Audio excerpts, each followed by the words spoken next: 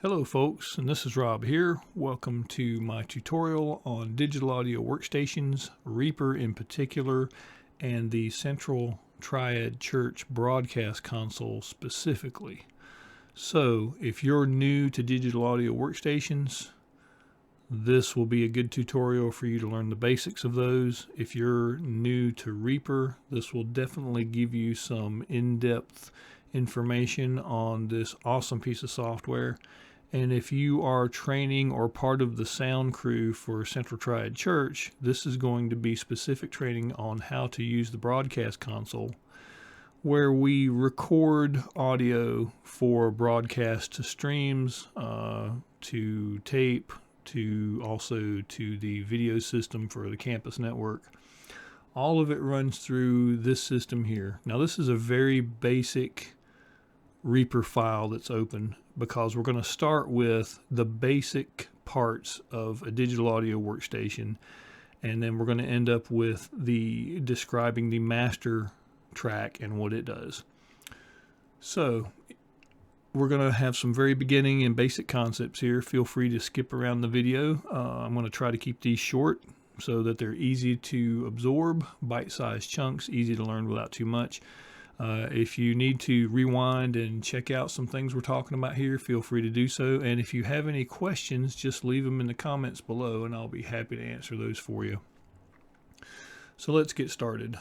We have an instance of Reaper open here. We just want to talk about the basic parts of the main window, and then we'll move on to our master track. Along the top, of course, like most Windows programs, and there is a Mac version of this also, and a Linux version. They all have a menu bar at the top. Lots of controls in the menu bar that we'll go into later. But then we have the basic toolbar. This is called a toolbar, and we have the basic, creating files, opening files, saving files, and those controls will be explained later.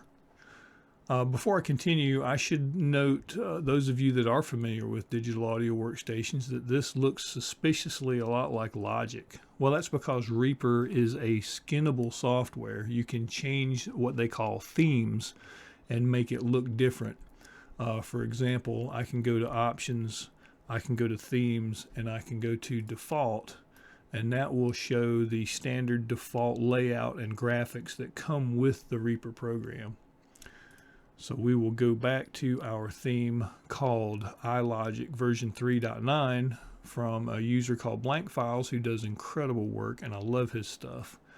The reason we use this iLogic theme specifically at Central Triad Church, as you will see later when we add to the layout and start adding tracks and everything, you'll see that it works great. We use two 27-inch touchscreens in our broadcast studio to control this system, and the Logic gives us a nice big colorful layout, and we'll get into that a little later. You'll see it in full action by the time we're done with this series.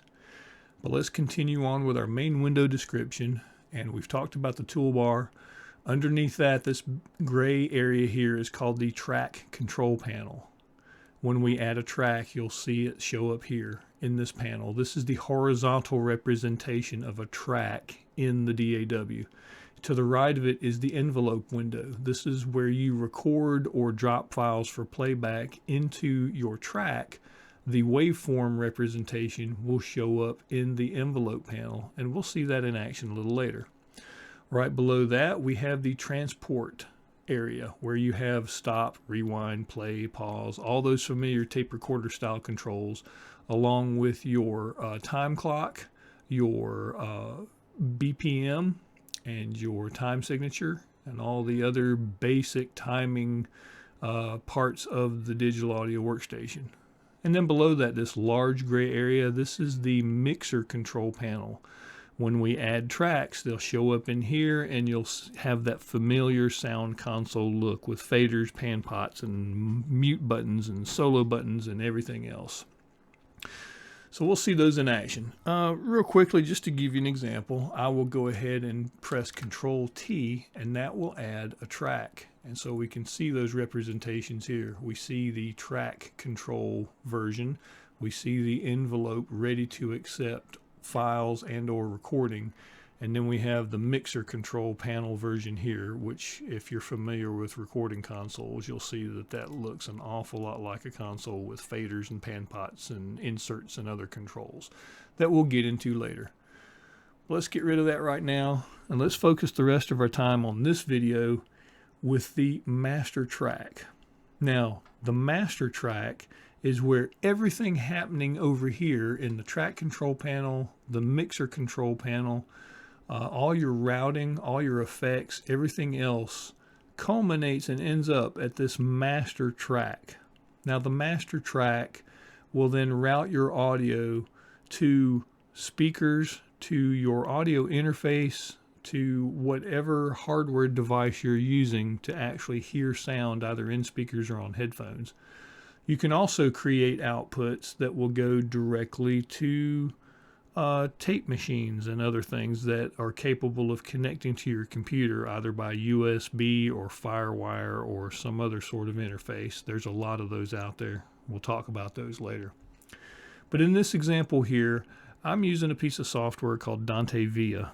And Dante Via is a software routing application that lets me take signals from Reaper and from this computer, and also signals from other computers like a laptop I have sitting here next to me. And what it does is it routes that audio through my Ethernet network and into the computer that contains my audio interface. So anyway, the master control or the master track, all of your processing ends up here and gets sent to your outputs, whether it be your speakers, your headphones. It's actually going to your audio interface. So the master track is going to be the basic control that we start with learning. Now, it has a fader, so you can control the volume. This takes everything that you've processed, all of your tracks, and turns the volume up, turns the volume down.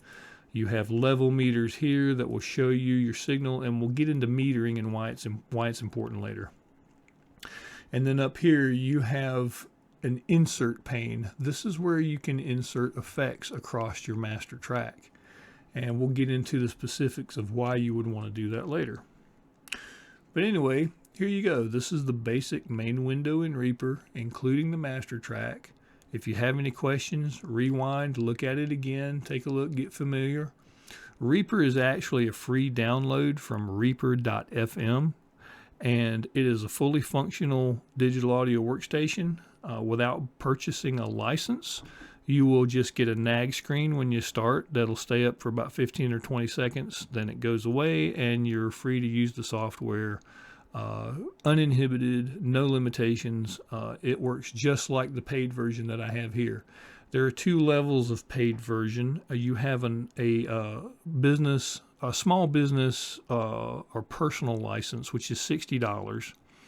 And that is for musicians and artists that are producing music making under $20,000 a year, I think, or something from their music. And then they also have a commercial license, which still I think it's only like $250, which is for the capabilities that this software has, it's a steal. It really is so much. It's very worth what you pay for what you get. So that's it for this one.